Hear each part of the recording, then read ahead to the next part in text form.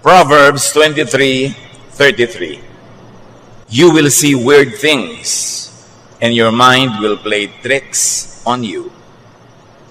Makakakita ka ng mga sari-sari mga bagay at paglalaruan ka ng iyong guni-guni.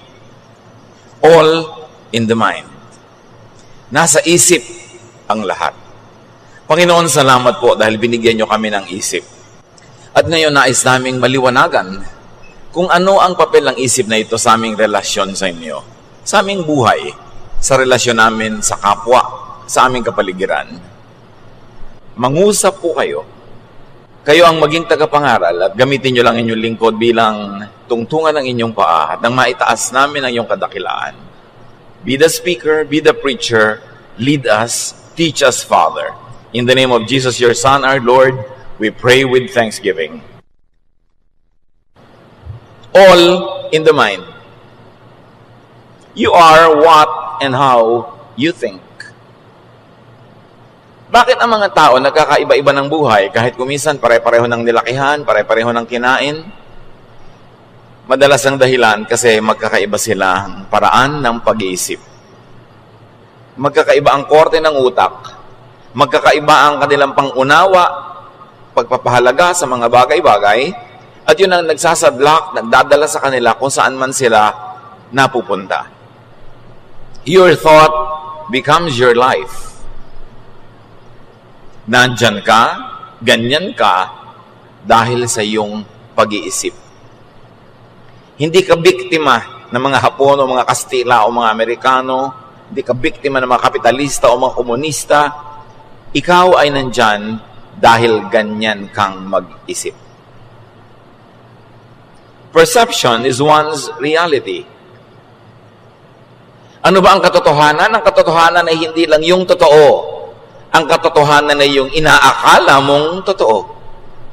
Ang katotohanan ng iyong buhay ay hindi yung totoong nangyayari, kundi yung sa palagay mo'y ano ba ang nangyayari. Magkaiba ang katotohanan at magkaiba ang ating pagtingin kung ano ang totoo. At ang nagiging totoo, tumatalab, umiiral sa ating buhay ay hindi yung katotohanan, kundi yung inaakala nating katotohanan. Kaya marami mga tao ay nagiging biktima ng sarili nilang pag-aakala, ng sarili nilang mga kamangmangan o kadiliman ng isip o kabaluktutan ng pangangatwiran. Proverbs 4:23, carefully guard your thoughts because they are the source of true life. Pakaingatan, bantayan ng iyong isip dahil yan ang pinagmumulan ng tunay na buhay. Ang buhay natin ay kinukulayan, kinokortehan, tinutugtugan ng paraan ng ating pag-iisip. Kaya ang buhay ng mga seloso, iba sa buhay ng mga hindi seloso. Ang buhay ng mga mapagduda, iba yan sa buhay ng mga mapagtiwala.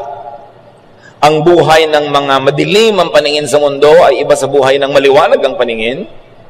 Iba ang buhay sa ng mga taong laging nag-iisip ng mga problema, kasakitan, kalungkutan, kesa dun sa laging masaya ang pag-iisip. You are your thoughts. Researchers have found that our imagination can change our perceptions of reality. At hindi ko na kayo pahihirapan ng mga references ng mga researchers that I'm going to quote today.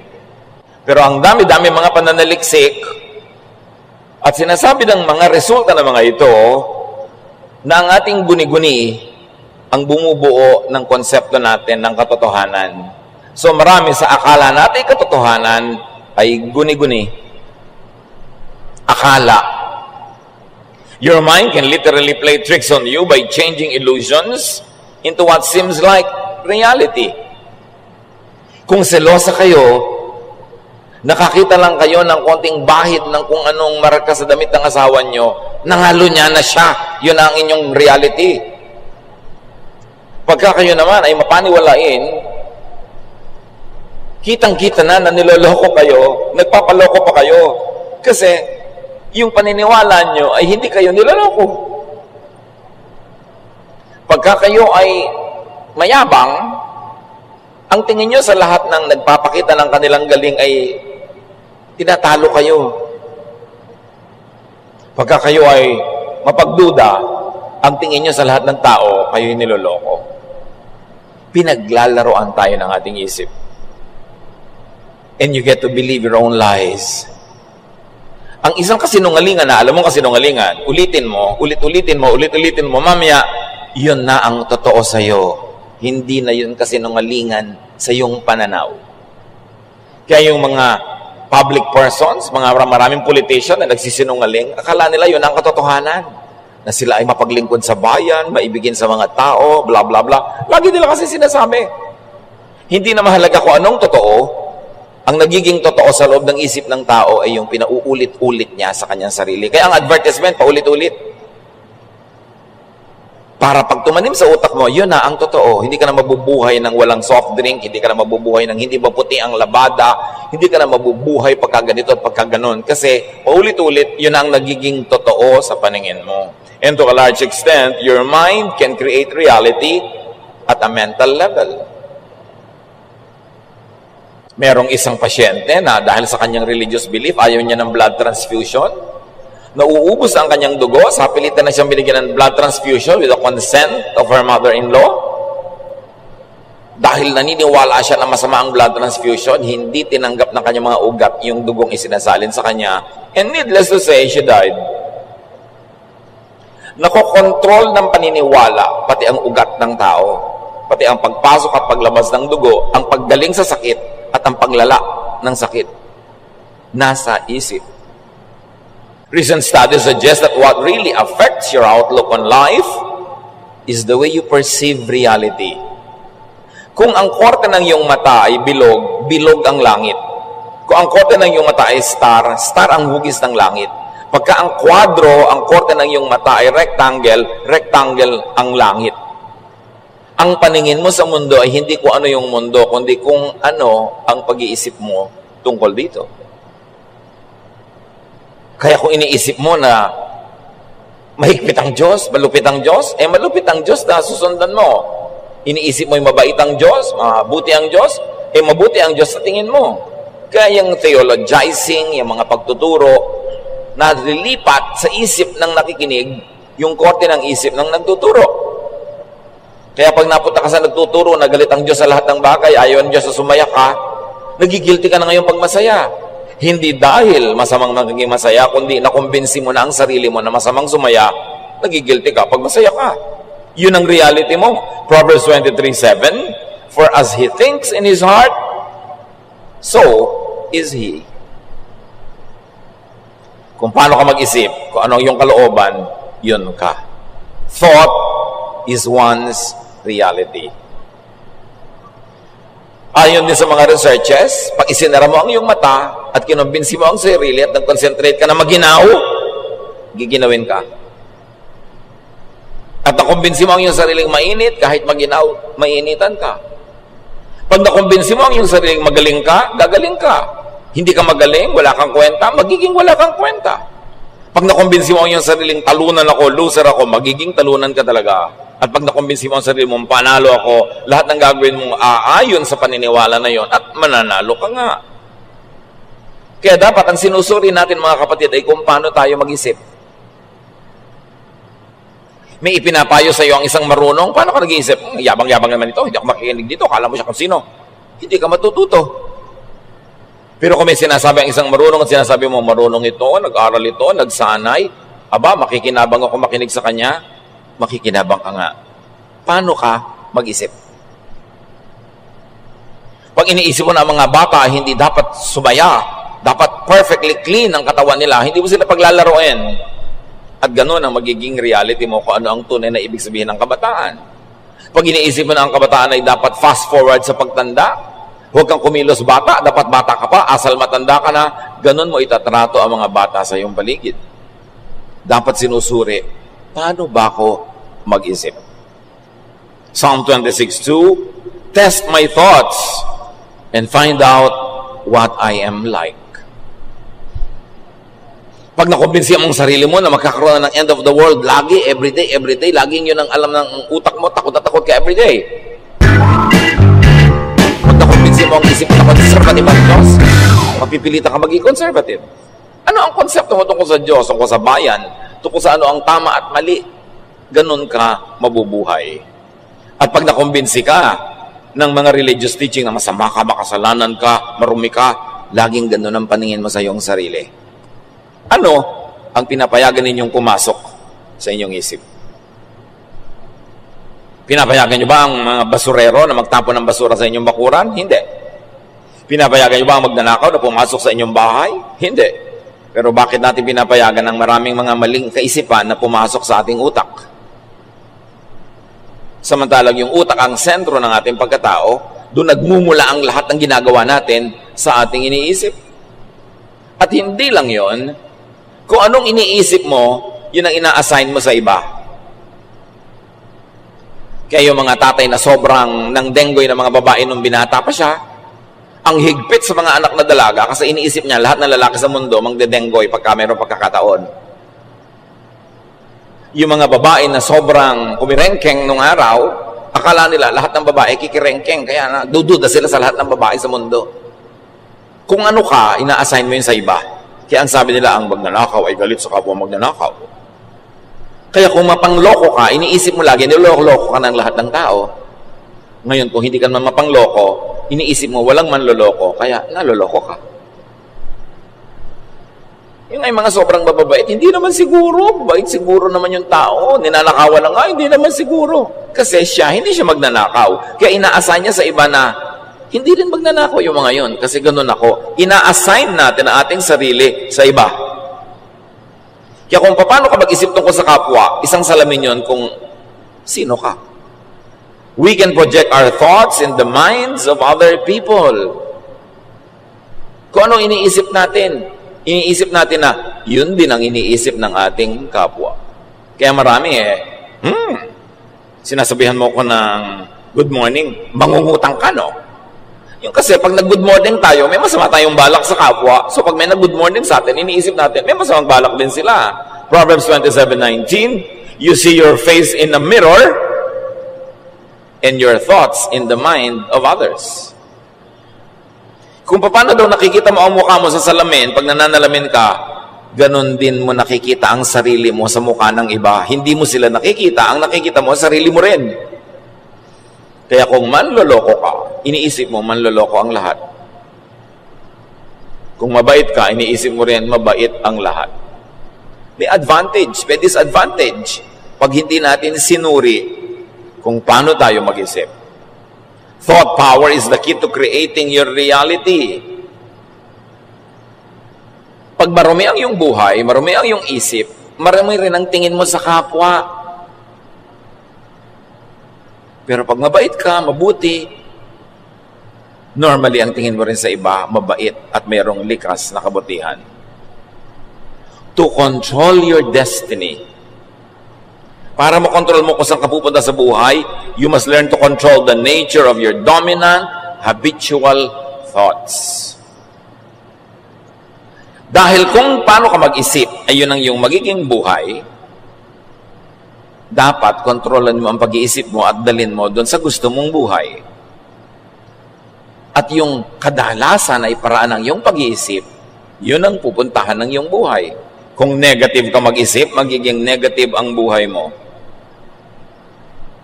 Kung lagi ka na lamang na madilim ang isip, madilim ang paningin sa mundo, magiging madilim ang buhay mo. Paano ka mag-isip? You can attract into your life that which you intend to have and experience by thinking about it. Marami ng researches na nagpatunay niyan. Your thought is a magnet in reverse. It attracts its own kind. Nakita niyo? Drug user ka. Tatatlong minuto ka pa lang sa kabanatuan, may kabagana ka ng drug user ko. Kilala mo na agad. Kung ano yung issue mo, pumunta pa lang sa isang lugar, nakahanap ka na ng kapwa. Nagtitipon-tipon kayo, nagkakakilala kayo agad. Sa isang tikwas ng mata, sa isang kurap ng kalukap ng mata, nagkakakita-kita na yung magkakagrupo because you think alike. And you attract each other. Yung magnet, you attract your opposite. Pero sa thinking, you attract yung kamukha. Kaya mag-grupo kayo agad. mga chismosa. Wala pang 1 second na nasa loob ng isang bulwagan, magkakakilala na agad. May chinichismis na yan agad. Sa isang talsik lang na mata, magkakakilala na chismosa ka rin. Dahil ba dito ang chismis na natin itong isang babae na orange. Ang bilis. Mga babaero, ganun din lahat. Kasi ang mga utak natin, hindi gawin ko ang ating bibig, nag-usap-usap yan. Birds of a feather, flock together. Now, thought creates and changes body chemistry, electricity, and kinetics. Even the mechanism of the body, nai-implement siya ng pag-iisip. Yes, nasabi ng mind over matter, faith over obstacles. Kung paano ka mag-isip, na-apektuhan ang iyong katawan. Ang iyong blood pressure, ang iyong body, electricity. Kaya kung lagi mong iniisip na may sakit ka, talagang pagkakasakit-sakit ka. Ngayon, may sakit ka, pero lagi mong iniisip yung maganda, yung mabuti, yung malusog, malusog ka. Kasi ang nasusunod, hindi ang katawan, ang isip. Yan yung sinasabi ko sa inyo, totoong example sa buhay, hindi pumasok ang dugo sa ugat niya. Hindi na kaya ng siya na papasukin sa ugat niya yung dugo. Kasi ang lakas ang isip niya. So kung lagi ka rin nakalugmok, patamlay, kasi iniisip mo. Ayaw mo ng kalagayan mo ngayon, palitan mo ang pag-iisip mo. Kung meron kang gusto palitan sa buhay, una ang papalitan mo, paano ka mag-isip. Lagi ka nalang walang pera, palitan mo ang pag-iisip. Kasi kaya ka laging walang pera, pag nagkapera ka, ang iniisip mo gumasta. Yung mga nagkakapera, pag nagkapera, ibinupunan, hindi na negosyo o itinatabi nila. Kaya may pera sila. Kaya pag lagi kang walang pera, kasalanan mo yan, ganyan ka mag-isip. Yung nagkakapera naman, ano sila kasi mag-isip? Uuwi sa probinsya, makakuha sila ng marami mga bago na sa silang bantan doon. Ganyan po, pwede ko mga negosyo. So pagpunta niya sa probinsya, kukunin yung mga ulis, dadalhin niya sa city, ibebenta niya. Mamimili naman siguro mga murang mga damit-damit, dadalhin niya sa probinsya. Para pagkatbili niya ng uling, may binibenta siyang tela, may binibenta siyang mga damit. Lagi siyang may pera. Kasi ang isip niya lagi, paano kaya ako gagawa ng pera? Pwede mga paano kaya ako hihingi? Paano kaya ako magtitigil siya? Paano kaya ako dadahin? Yun ang lagi, walang pera. Wala kang pera kasi ganyan ka mag-isip. Wala kang ibang dapat sisihin. Kaya mahina ang iyong katawan. Maaaring nagkaroon ka ng sakit pero hindi tinalo ng iyong isip. Humina ng mahina. Kung wala naman, pero isip ka ng isip, nagkaroon ka. Isip ang nagkaroon. Kaya sabi na ng ating opening verse, Proverbs 23:33, you will see weird things and your mind will play tricks on you. Yung mga tao mapanawalain sa multo, namatay ang lola nyo, nakahiga kayong parehong ang pinsan mo. Ikaw, bigla mong nararamdamang may malamig na humaplo sa mukha mo, may humila sa paa mo, may nagtanggal ng bra mo. Pero yung pinsan mong katabi, wala namang naramdaman. Kasi yun ang laman ng utak mo eh. Naniniwala ka, mangyayari. Kaya pag may hindi naniniwala, kahit may nanguhula dyan, may nang kukuha ano-ano, sabihin na, walang kokontra. Kasi pag kinontra ng utak mo yun, mananalo yung utak mo. Hindi matutuloy ang ginagawa nila. Kaya sasabihin iba, walang kokontra. Ang lakas ng utak ng tao. Madami sa nangyayari sa atin, guni-guni. Bakit sa mga bahay, kahit sa Maynila, ang lagi nakakakita ng multo, yung kanilang mga kasambahay na galing sa probinsya, pero may-ari ng bahay, wala nakikita.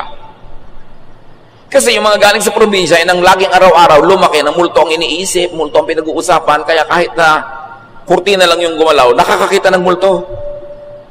Laman kasi ng utak. The mind could be twisted and corrupted by stimuli, by perception. Ecclesiastes 7:29, I did learn one thing. We were completely honest when God created us, but now we have twisted minds. Nababaluktot ang isip. Depende kung sino laging kausap, sino laging pinapakinggan. Pagka inggitera ang kausap mo, mamaya magiging inggitera ka na rin.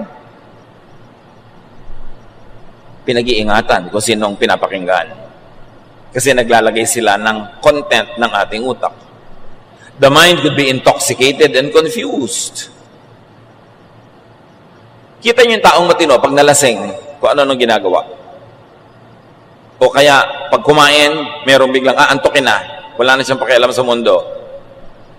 Kasi yung chemistry, chemicals na pumapasok sa ating katawan, sumasama sa ating dugo, naaapektuhan ang ating pag-iisip.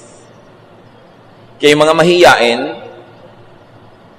pag nalasing, kumakapal. Yung mga hindi makapagsalita, pag nalasing, biglang kung ano sinasabi. Kasi nakokontrol ng chemicals ang kanilang utak. So, ganun yun. Yung utak mo, nakokontrol niya yung blood chemistry mo, kaya kahit na hindi ka kumakain ng asukal, pagka na-stress ka, tumataas ang blood sugar. Pero baligtad din, kung ano rin yung nasa blood mo, makaka-apekto din sa utak mo. Kita nyo ginagawa ng mga tao, mga addict, yung mga under the influence of drugs. Pati 95-year-old lola ginagahasa. Tapos pagka na bumalik sa katinoan, ay nagsisisi. Kasi iniiba tayo ng chemistry ng blood. Kaya yung mga sobrang nalulungkot, binibigyan ng antidepressant, upper, para sumaya. Yung sobrang active, binibigyan ng mga downers para medyo kumalma. Iniiba ang blood chemistry. But our mind can change our blood chemistry just by thinking. The mind could be a source of comfort or torture. Kaya kung ikay matatakotin, lagi kang takot. Yung mga hindi matatakotin, hindi takot. Katulad ng sinasabi ko na magpinsan na nakahiga, isa takot sa multo, isa hindi. Mahibig ang tulog ng hindi takot. Yung takot, mapakababaw ng tulog. Kasi ganun siya mag-isip. Ano-ano ba pinapasok nating ideya sa utak ng mga tao, lalo ng bata? Paano natin pinapalaki ang bata? Kasi ang bata, blanco yung utak niya, pero pag tinuruan mo siyang maging racist, maliit ang pagtingin niya sa ganitong tao, ganitong lahi. Pag tinuruan mo siya na maging masyadong dogmatic sa inyong religion, masama na ang tingin niya sa lahat ng ibang religious congregations. Anong inilalaman natin sa isip ng mga tao? Yung mga tao, marami, alam nyo, tortured. Kasi nung bata sila na torture, nagugulpe, pinapabayaan, hindi minamahal, pinipintasan, nabubuli. Yun ang laman ng utak nila. Kaya buong buhay, tortured sila. May inferiority feelings, overly shy, galit sa mundo, may bitterness. Kaya ang gamot lang doon, palitan ang laman ng utak. Kung puro negative at laso nang pumasok sa isip mo ng bata ka, dapat ngayon palitan mo yan ng laman. Ma-detox yung utak mo para ka gumaling. Pero kung lagi na lang nung bata ako, kawawa ako, nung bata ako, mahirap lang kami, nung bata ako, ganito kami, hindi mo pinalitan yung kaiisip na yon, hindi aalis sa'yo ang mga mapapait na gunita. Magiging mapait ang paningin mo sa buong buhay. Ang lahat ay nasa pag-iisip. The mind could be a source of comfort or torture, of hope or hopelessness, of trust or doubt, of faith or unbelief, of feelings or non-feelings.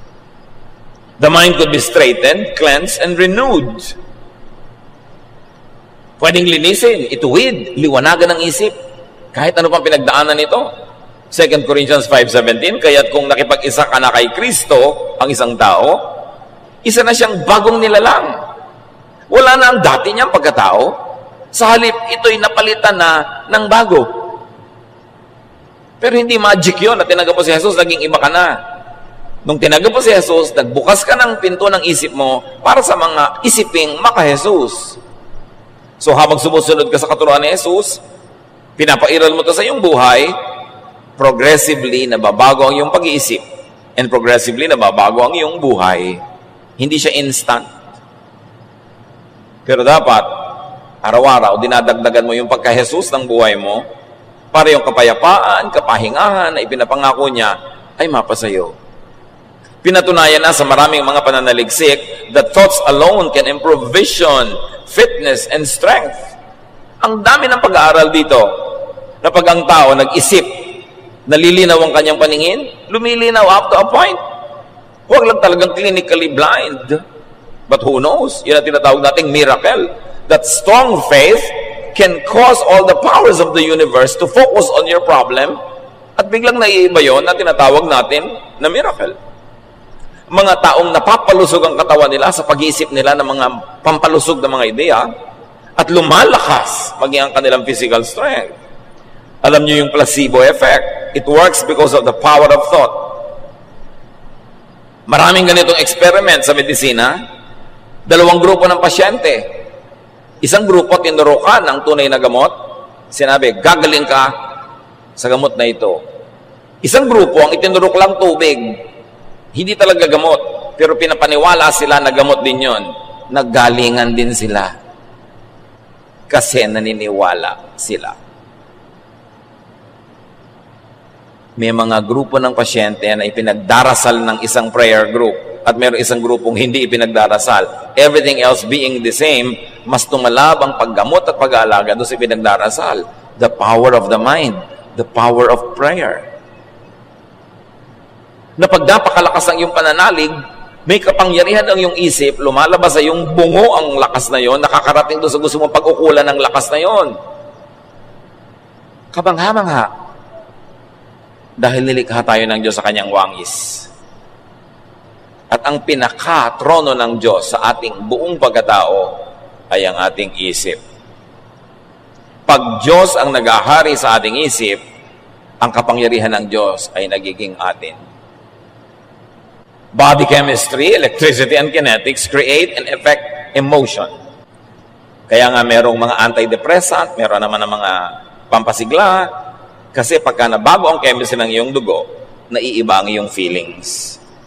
Yung gutom, ibang-iba ang feelings sa busog.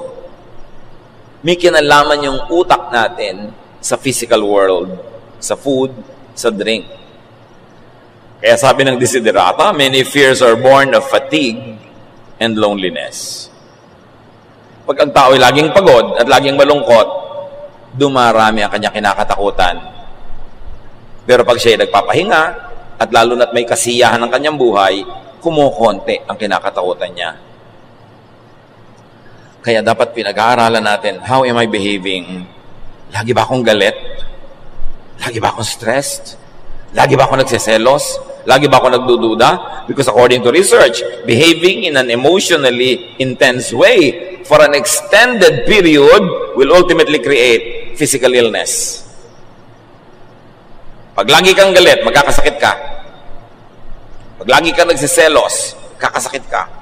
Pag lagi kang nag-aalala, natatakot, magkakasakit ka. Galing sa iyong sariling utak. Kaya isang interesting field of study, yung mga artista na laging heavy drama ang role, yung nag-iiyak, naglululupasay, yung galit na galit, siyempre may talab din sa katawan niya yon. Interesting na pag-aralan kung ano nangyayari sa kanilang kalusugan later on in life. Ayon din sa mga pag-aaral, marami mga tao na nakakaroon ng arthritis, rheumatism, strokes, stomach ulcers, headaches because of long-term psychological tension. Na pagka laging may inaalala, iniisip, may dramang bukid lagi, yung mga sakit na ito lumalabas sa katawan na kung pinapalitan ng pag-iisip, nawawala rin yung sakit. Lahat tayo maraming stress, maraming broken marriages, broken homes, maraming away, maraming gulo, maraming bayarin. Pero pag yan ang pinairal mong laging laman ng iyong utak, magkakasakit ka. Tingnan ninyo yung mga kamag-anak niyong tamad at batuga na hindi nag-iisip ng bayarin, ng enrollment, sila yung masaya. Mahihimbing matulog. Ikaw na lagi nag-aalala, kwenta ng kwenta, bayad ng bayad. Sabi sa mga tao, magtipid kayo, isara nyo yung ilaw, patay yung tubig, huwag kayo mag-electric fan, huwag kayo mag-plancha ng pambaka, isayang ang kuryente. Kayo yung may ulcer. Kasi lagi ka nag-iisip. In the fields of neuroscience, yung tungkol sa brain, endocrinology, yung mga tungkol sa atay, mga internal organs, and psychology, sila ngayon ay pinagkahalo-halo ng medisina in a discipline called psychoneuroimmunology. May bago ng ganon. Pinagsama-sama yung tatlong discipline. As medicine discovers the precise links between the states of mind, emotional moods, and physical chemistry. Kaya holistic na dapat ang paggamot sa pasyente. May kinalaman ang iniinom mong gamot, ang kinakain mo, sa nararamdaman mo, iniisip mo, mga kinakatakutan mo. Lahat ng iyon naglalakip-lakip to define your state of health or your state of illness. Kaya hindi na sapat umiinom ka lang ng gamot. Dapat pinapasaya mo rin yung isip mo. Tinatanggal mo yung mga stress at tension. Kasi kahit inom ng gamot, pero lagi kang nagmumura, lagi kang galit, lagi kang natatakot, hindi rin yung tatalab. Kailangan nagkakalakip-lakip yung damdamin, yung puso, yung katawan, physical world, and the spiritual world. To create and change emotion, change your body chemistry, or change your thoughts. Kaya di ba yung galit na galit ka, bilis-bilis ang pintig na yung puso, ang taas ang yung presyon, relax. Relax. Huwag ka magsalita, manahimik ka, uminom ka ng tubig, maiiba ang andar ng iyong katawan. Kailangan ng tao matuto mag-relax. Kahit wala pa yung solusyon sa problema niya. Kahit wala pa yung problema niya, dapat mag-disiplina ang isip. Kasi kahit mag-isip ko, hindi naman nagdadala sa problema. Nagdadala ang problema kasi change your thought, change your body chemistry. What we eat affects our moods.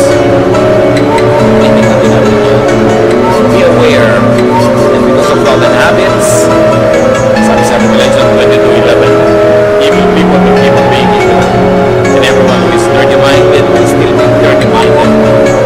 Good people will keep on doing right, and God's people will always be holy. This is because of habits of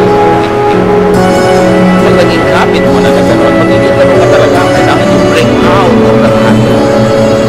Paikot-ikot lang na parang Ferris wheel ang buhay mo. Kailangan tumalog ka, tumabas ka doon para hindi ka paikot-ikot. Cycling ka ang buhay. Think into becoming. Think being something or someone. Yung mga tao may pangarap. Madalas yun ang mga tao naiiba ang buhay nila. Pag ang pangarap ay ginawa nilang plano, hindi lang pangarap. Pag may pangarap na nagiging plano, pag may plano, may gawa, naiiba ang buhay. Kaya tinatanong mo rin sa naliligaw sa iyo, ano ang pangarap mo sa buhay? Tumigil mo. Hindi natin magkakapirahan at yun mo ang pangarap. Anong pangarap mo? Wala kang pangarap. Ayoko sa iyo. Gusto ko yung pangarap. Gusto ko may ambisyon. Because if you fail to plan, you plan to fail. Ano naman ang isip? Decide what you want to be and think towards it. Kaya mga mag-enroll pa lang Pressure College, ang gusto na maging sumang cum laude, sila yung naging sumang. Hindi yung walang plano, walang graduation. Suma mo. Walang ganon. Pinaplano yan, pinagtatrabawan, ginagawa, ginaakyat para mangyari. It all depends. Mahirap ba yan? Pamilya ka magkahirap-hirap. Kasi pinili na kapatid sa kanya lang ako. Wala tayo magagawa. 30 years later, mahirap pa rin. Pero yung kapatid na sinabi niya, ayoko na ganito. Ayoko na ganito ng iraman. Ayoko na ganito pagkain. Yun ang 30 years later, yung mga buhay. Kasi sa isip niya, lalo niya kailangan isip.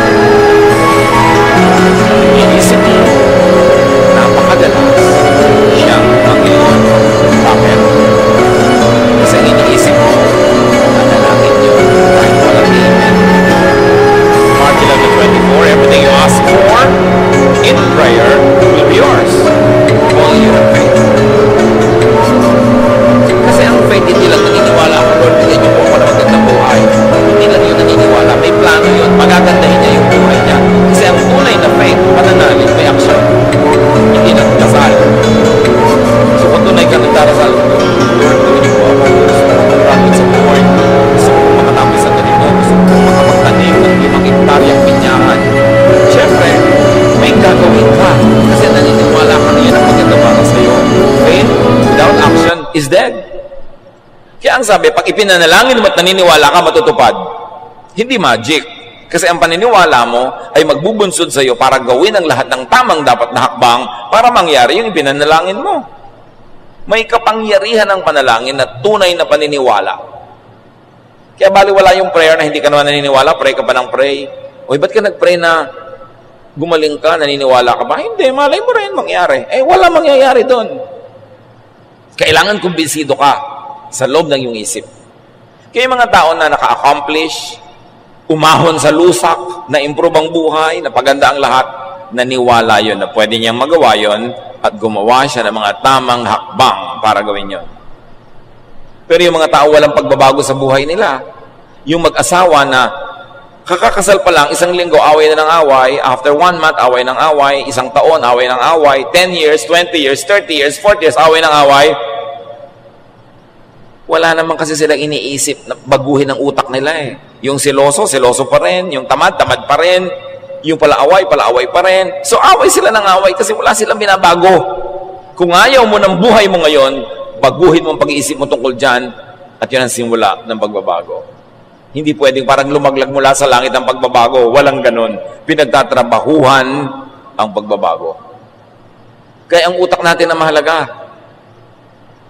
Kaya yung matalino na sa likas, nag-aral pa na nag-aral, nakipag-usap pa sa maraming mga matalino, nag-observe ng nag-observe, patalino ng patalino, maiiwan nun kahit mga kaibigan, kamag-anak, kapatid, na hindi aral ng aral at hindi masyadong hasa ng kanilang karunungan. Maiiwan lahat. Kasi yung utak, patalino yun ng patalino habang pinapatalino mo at pabobo ng pabobo habang pinapabobo mo. So, sino mga kausap mo, mga bubing ba o mga matalino? Huwag ka magtaka. Pag nakikipag-usap ka dapat sa mga hindi matalino, it's only out of charity, but not for amusement or enjoyment. Kasi pag enjoy ka na mga kausap mo yung hangal, magkakanda-hangal-hangal ka sa buhay. Kaya pagtanda mo, walang nangyari. At yung mga taong walang nangyari, 5 years ago, 10 years ago, 15 years ago, pag nakita mo, yung pa rin ang utak, wala man lang nakausap na matino yun. Wala man lang nabasang matinong libro, napanood na matinong show. Wala. Kaya yun pa rin at yun ang utak. Nakulong ang utak. Choose what to hear, what to listen to, and what to tell yourself. Pipiliin mo kung sino pinapakinggan, ano nakikita, at kung ano ang sinasabi ng utak mo sa sarili mo. Anong sinasabi ng utak mo sa sarili mo? Kawawa ka. Dapat kaawaan ka ng mga tao. Dapat tulungan ka nila. Dapat bigyan ka nila kasi kawawa ka. Magiging pulubi ka. Pero pag sinasabi mo sa utak mo na, hindi ako aasa ng aasa, kahit binibigyan nila ako, tinutulungan nila ako, gagawa ako ng paraan, maghahanap buhay ako, magiging independent ka. Ano ang sinasabi mo sa sarili mo? Kasi yun ang gagawin mo eh. Ecclesiastes 7:21, do not pay attention to every word people say. Pinipili mo ang pinapakinggan.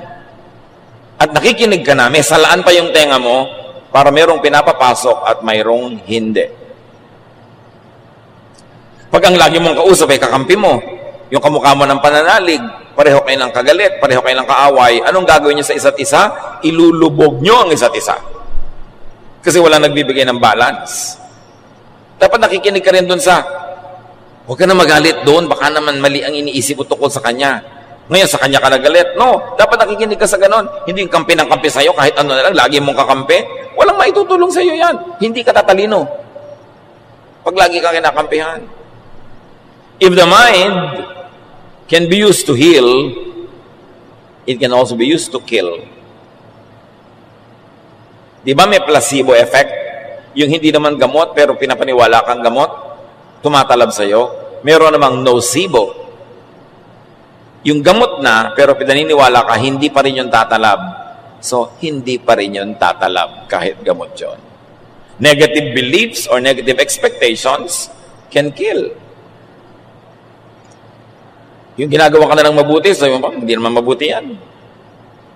Yung meron ka na gamot, hindi naman ito tatalab. Ayoko naman ito. Hindi mo dapat asahan na tatalab nga. Kasi yung madilim ang paningin sa mundo, tatambakan ng mundo ng kadiliman. Kung anong iniisip mo, yun ang ibibigay sa'yo ng mundo.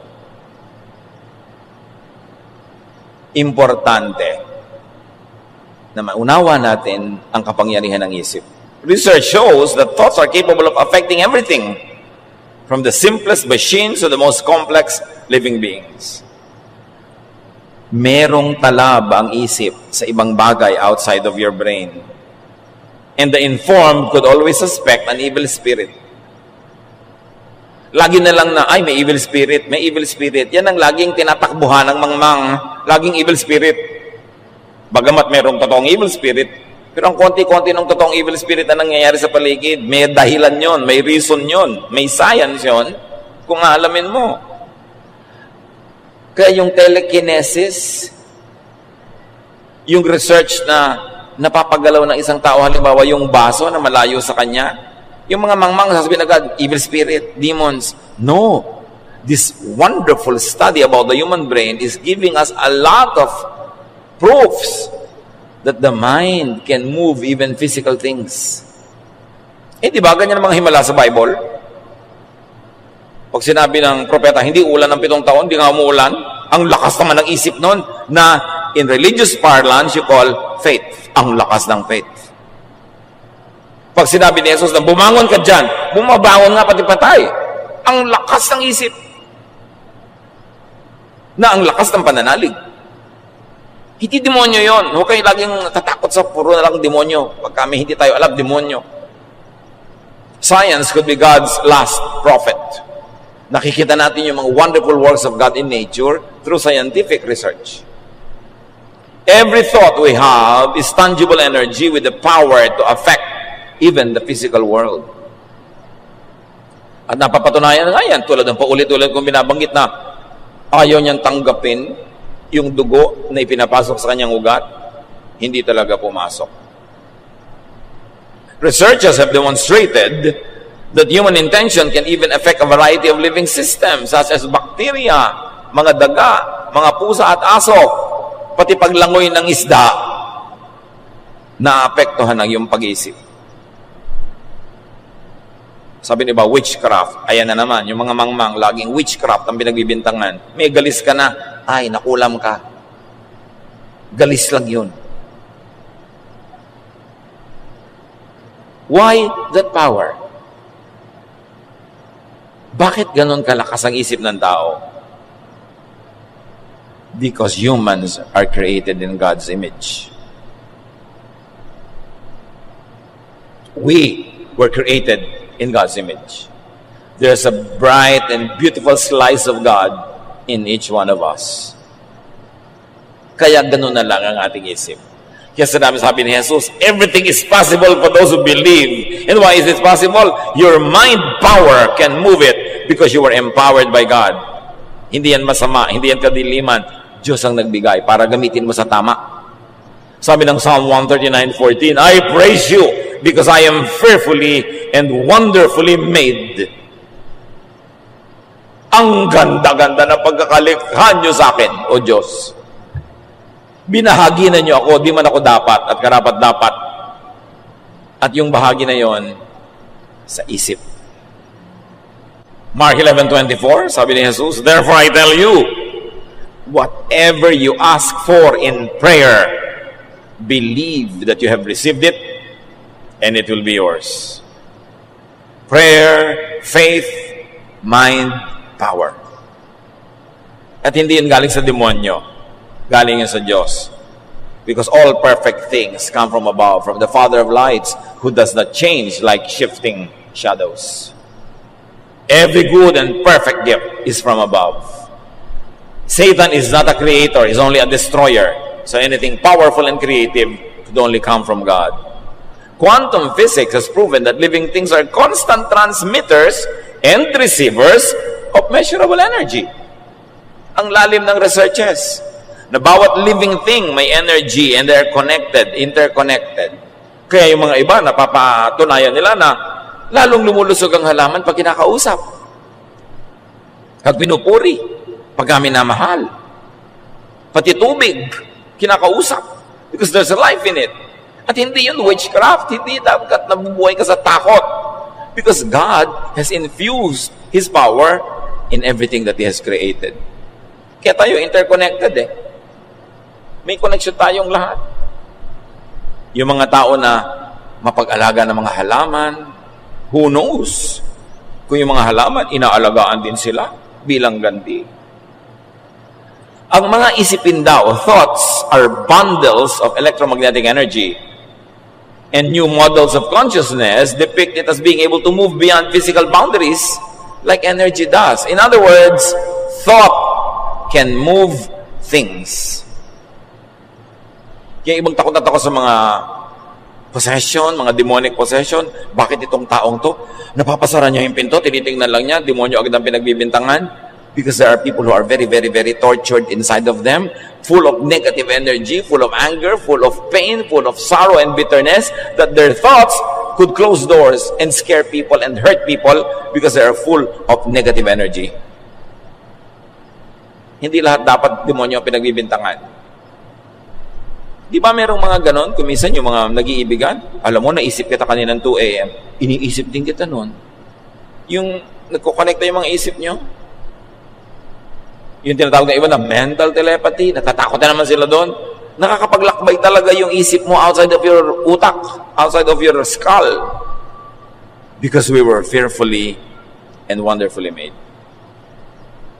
Si Jesus nga pinabiyahe niya sa bangka yung mga disipulo niya.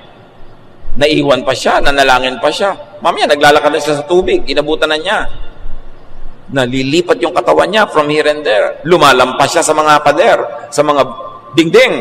Nakakapasok siya doon sa room na nandun na kanyang mga disipulo at nagtatago.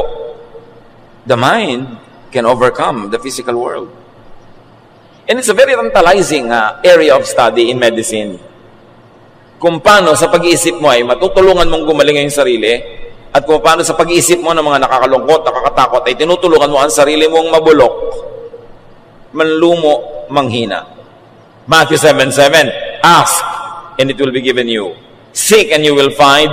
Knock, and the door will be open to you. At palitan nyo yung ask, seek, and knock with think. Think, and it will be given to you. Think, and you will find it. Think, and the door will be open to you. Prayer, faith, belief, mind power could all be under one and the same umbrella. This is the power of faith and prayer. Faith moves the physical world. Kaya sabi ni Jesus, if you have faith as big as a mustard seed, tell this mountain to lift itself up and it will. Siyempre, isang exaggerated na figure of speech yun. Pero sinasabi niya, kayang pagalawin ng utak mo, ng pananalig mo, pati bundok. Kaya kung tutuusin, 2,000 taon ng Christianity, ang konti pa nang alam natin tungkol sa Diyos at kay Jesus. Kasi hindi pa natin napapalakad yung bundok. Bakit nung panahon ni Jesus, ang daming napapagaling mga disciples, mga patay binubuhay, ba't ngayon wala? What kind of faith was lost? What did they know then that we don't know about now? That the power available to them then no longer seems to be seen anywhere near us now. Yun ang dapat nating balikan. The power of faith, which is the power of prayer, which is the power of the mind. Control thoughts to control emotions. Kaya mga tao na napipigil ang kanilang isip, napipigil din nila ang kanilang emosyon. Kahit nalulungkot, hindi sila naglulupasay kasi sa isip pa lang, kinokontrol na nila. Merong mga byuda na bukas, libing ng asawa ko, kokontrolin ko ang aking isip. Hindi ako maglulupasay, hindi ako magngangangalgal ng sobra kasi mga anak ko, kasi mga tao. So, bukas, ganun ang behavior nila. Pero pag wala ka ganun plano, minsan kung ano-ano ang pinaggagawa mo. Kaya dapat lagi nating iniisip ang Diyos. Para yung Diyos ang nakatira sa ating isip at hindi kung ano-ano. Psalm 63:6, I think about you before I go to sleep, and my thoughts turn to you during the night. Ano ang iniisip nyo bago kayo matulog? Siyempre, yun ang mapapagnipan nyo. Meron matutulog na lang, nanonood pa ng horror. Matutulog na lang, magbabasa pa naman kung ano-anong comment sa Facebook na siya ay minumura, pinapagalitan, iniinis. Bakit mo tatambakan ng laso ng isip mo ay matutulog ka na? Gusto mo yun, ang baon mo buong gabi? Sabi niya, my thoughts turn to you during the night. Siya ang dapat isipin. Think of God often.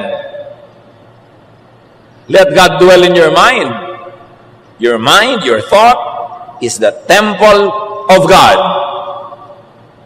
God does not live in temples made by man.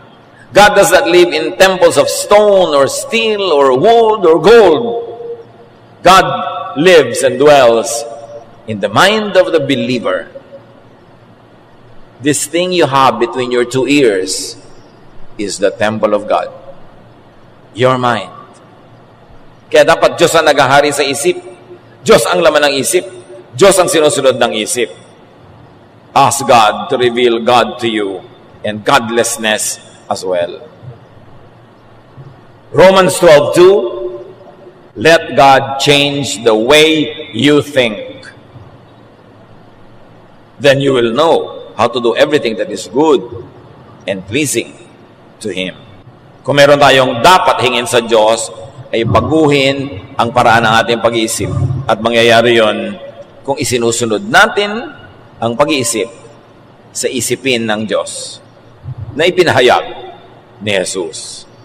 Offer your mind and your thoughts to God. Yan ang pinakamagandang offering. Offer your thoughts. May iniisip ka pa lang, sasabihin mo na, ganito ba ang Diyos na gusto ng Diyos na isipin ko? Kung hindi, titigilan ko itong isipin. Dapat, pinapalayas niya yung mga isipin na hindi dapat nasa loob ng isip. Let God dwell in your mind, not the devil. Let God enter your world and the world through your mind. Gustong mahalin ng Diyos ang maraming tao? Papasok siya sa ating isip. Mag-iisip tayong mahalin ng mga tao. May gagawin ng mga kamay at paa natin para mahalin ng mga tao. Pumasok ang Diyos sa mundo through our mind. Kaya dapat channel ng Diyos ang ating isip. Develop your mind so you could know God more. Because the more you know God, the more powerful your thought, your faith, your prayer will be. 2 Corinthians 3:18, so our faces show the bright glory of the Lord, as the Lord's Spirit makes us more and more like our glorious Lord. Sabi ganon, nagiging kamukha tayo ni Jesus more and more and more. And that will happen when we think like Jesus more and more and more. When you think like Moses, when you think like the Pharisees, when you think like Paul or Peter, maaaring may tama, pero hindi laging tama siguro ang makikita mo kasi hindi sila perfect. But when you think more and more like Jesus, you become more and more like Jesus, you become more and more like the Father in heaven, you have more and more power. Your thought becomes more and more effective. Your prayer becomes more and more powerful. Sa isip nagsisimula. So discipline your mind to focus on what is uplifting. Kailangan disiplina yan. Kasi ang paborito ng utak, yung nakakatakot, yung nakakainis, yung chismis. Sabi, hindi yan ang dapat yung pag-isipan at pag-usapan. Philippians 4:7-8. At ang kapayapaan ng Diyos na hindi kayang maunawaan ng tao, ang siyang mag-iingat sa inyong puso at pag-iisip dahil sa inyong pakikipag-isa kay Kristo Jesus. Lagi niyong isa-isip ang mga bagay na karapat-dapat at kapuri-puri. Mga bagay na totoo, marangal, matuwid, malinis, kaibig-ibig, at kagalang-galang. Yan ang ilagay nyo sa inyong isip. Yan ang pag-usapan. Yan ang gawing topic. Whatever is true, noble, beautiful, kind. Yan. Sabi ganon, think about these things. Because as you think, you become. Kung ang pinag-uusapan nyo ay kapangitan, papangit din kayo. Nakakagulo, gugulo kayo. Nakakapagpahina ng loob, hihina ang loob nyo. So bakit kayo mag-aaksaya ng oras na yun ang pag-usapan at isipin? Discipline your mind to reject unfruitful or destructive thoughts. Pag hindi nakakabuti, hindi nakakapagpabunga, hindi nakakapagpasaya, huwag nang isipin yan. Nakakatakot, nakakapagpahirap ng loob, huwag na yang isipin. Ecclesiastes 11:10, banish anxiety from your heart and cast off the troubles of your body. Palayasin daw ang mga kabalisahan. Iwaksi mo ang kaalalahanin at mga kabalisahan. Mga kapatid, makinig kayo. Baligtad ang ginagawa ng marami. Kung ano yung nakakabalisa, nakakapagpaalala, iyon ang laging laman ng isip. So tingnan nyo, katawan, may sakit. Tingnan nyo ang buhay, malungkot, iwaksi ang mga alalahanin. Through meditation, habitual thoughts of hatred, anger, and revenge are replaced with intentional thoughts of acceptance, cooperation, unconditional love, and forgiveness. Kaya mabuti yung nagbubulay-bulay, nagninilay-nilay, nag-iisip-isip, nagme-meditate, nakakapagpabago yon ng isip. Laging ipasuri ang ating isip sa Diyos. Psalm 139, 23-24. Search me, O God, and know my heart, which really means know my mind. Test me and know my anxious thoughts. See if there's any offensive way in me, and lead me in the way everlasting. Siyasatin niyo po ako, Diyos. Kilalanin niyo ang aking pag-iisip. Suriin ninyo ako at ibunyag niyo ang mga mapag-alala at mapagproblema kong paraan ng pag-iisip. Tingnan niyo kung may mga paraan akong hindi kaibig-ibig. At akayin niyo ako sa paraang maganda, tama, at mainam. Sabi nila, plant a thought, harvest an act. Pag nagtanim ka ng isang iisipin, ang bunga nyon, paggalaw, pagkilos. Plant an act, reap a habit. Pag may ginawa ka, pinuulit-ulit mong ginawa, magiging ugali mo na. Plant a habit, harvest a character. Kung ano ang lagi mong ginagawa at pinapaulit-ulit, magiging gano'n na yung pagkatao. Plant a character and harvest a life or a lifestyle. Kung ano ang karakter mo, yon ang lifestyle.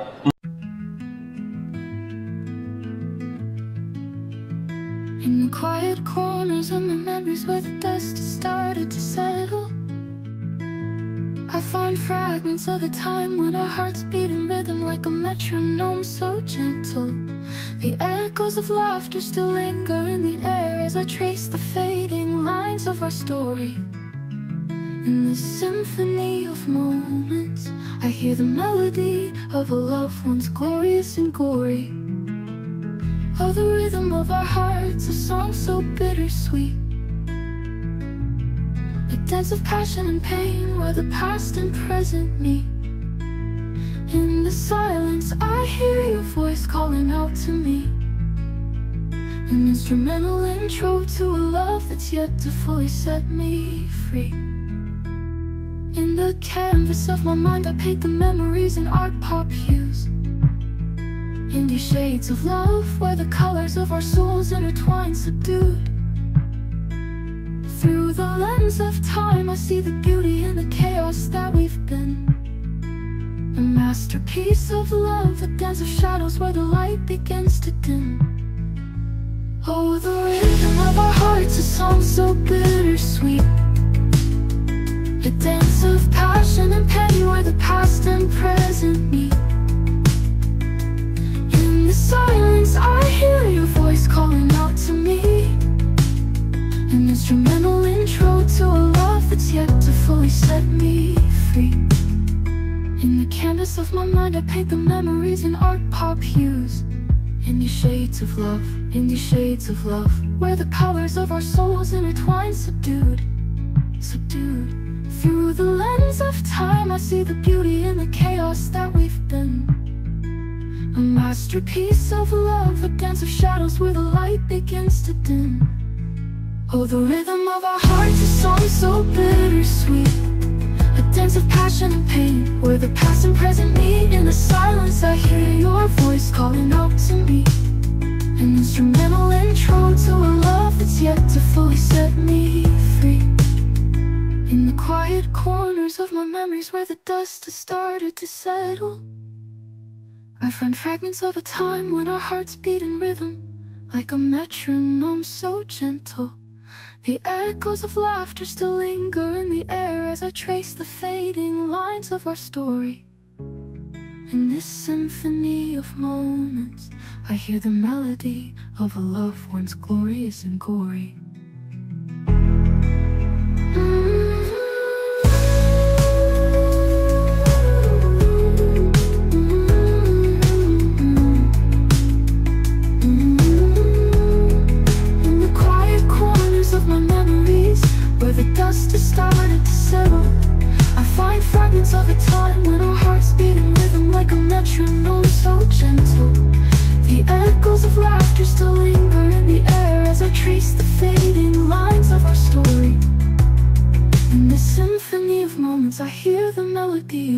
life once glorious and gory.